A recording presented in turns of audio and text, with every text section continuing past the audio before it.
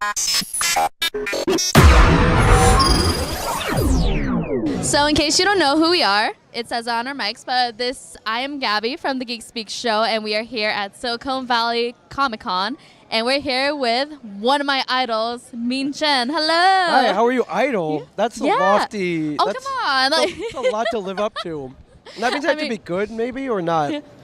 I mean, you're good in my opinion. All right, I get into a lot of trouble, but I get myself out of that trouble. So yeah, I can teach you how to get out of trouble. Awesome. Yeah. But basically, I guess since we've seen you on Comic-Con Men or just after, The Walking Dead would premiere afterwards. But how does it feel just like recording that show, being put into crazy situations like the medieval times? I love it. Yeah. I do. I love it. It's fun.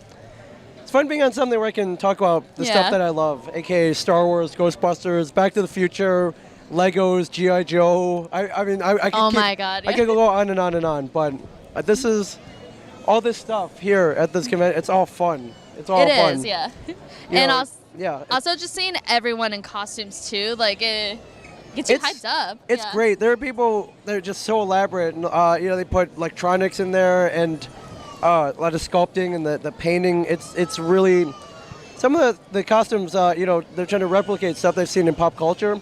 Mm-hmm. Some of it's even better than it was on the TV or movie screen. They did a really good job. Oh yeah, I feel like people are getting more creative, such with the Deadpool. Like the guy, I actually saw a guy that actually had the same backpack, or we did, and when we were walking around of the same movie. Yeah. So it's interesting what you're seeing around here. Yeah, it's great. And then a lot of people mash up two genres, and they'll do a My Little Pony Stormtrooper or something like that. It's pretty amazing.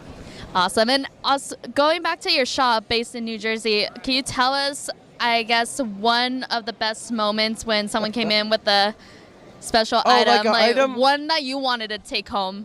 For me, I love G.I. Joe, so somebody brought in, it was a 7-foot plastic aircraft carrier that I wanted when I was a kid. Man. Yeah. And I remember I begged my mom for it when I was 9 years old, and she wouldn't buy it for me. So 30 years later, I got to buy one for myself. So That's awesome. So that was really cool. Yeah, no, what inspired me most whenever you guys got Star Wars and how detailed, you actually look at the stuff. Oh, yeah.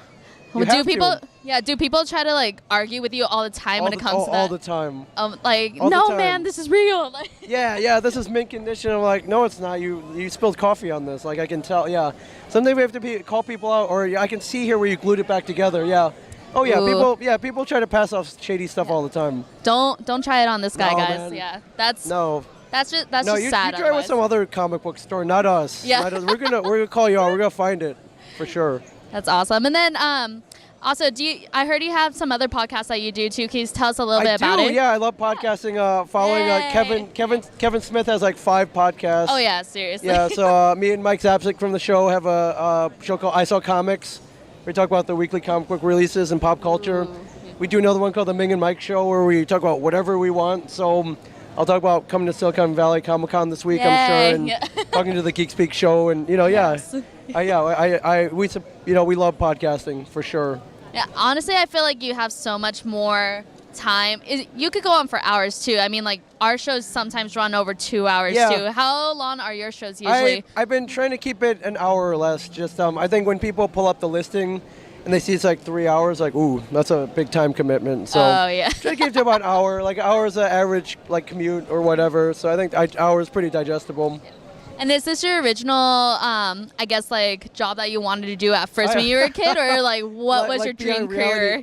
Be on reality TV. That and doing your own podcast, being a host yourself. Oh, yeah. Actually, no. I had no. All of this, I fell into backward. No aspirations of acting or being on any kind of TV, and that happened. Never had any aspirations of really talking for anything. I did grow up loving radio though, so I guess maybe that's where my love of podcasting comes from. But hey, no, I'm joking. Hey, down in front. Hey. But I think I just started podcasting wow, I really like this. I think there's something maybe that was dormant that came out right. Yeah. When I got behind the microphone. Yeah, for some reason when you hear those people on radio, they just make it sound so easy. I've told my co-host Henry, I'm like, You just make it look so easy, man. Yeah. Does Kevin kind of do the same thing when you're? Kevin's a born talker, so and then you do enough episodes, but you get it pretty quick, and it's fun. It's just fun. And was there ever a time you pulled a prank on him too? Since I feel like they always get you to do the crazy stuff. They do. Yeah, I don't know. Other than that, no, I'm not really a prank guy. Like I try to be more cerebral. Where I'll get him back in other ways. No, that's awesome. Yeah, going back to like the medieval times, that was my favorite episode in general. That made me laugh so hard. Like, how was that day in general for you? That was fun. Yeah. I know some people are like really hardcore, like Renaissance fair people. Oh, yeah. Like I go and I have fun. I eat the meats on a stick and everything. But yeah, it was fun. It was fun learning how to fence and throwing axes and stuff. And just being able to dress up in that kind of. Yeah, and then I think what you learn is like, wow, I would never want to live in this time. Like I appreciate modern conveniences. With all the technology and like flushable toilets and ice and air conditioning. I mean, like even here, we're just like surrounded by technology since it is. It makes life better. Central, yeah. Makes life better for sure. Yeah, and then if you had one comic book that you had to pick, what would it be? Like to own? Probably Action Comics #1. It's worth like $3 million.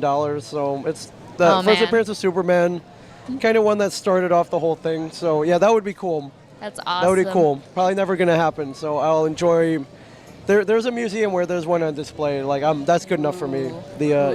Like the actual the number one figure. The number one first Superman ever. Yes. Ooh.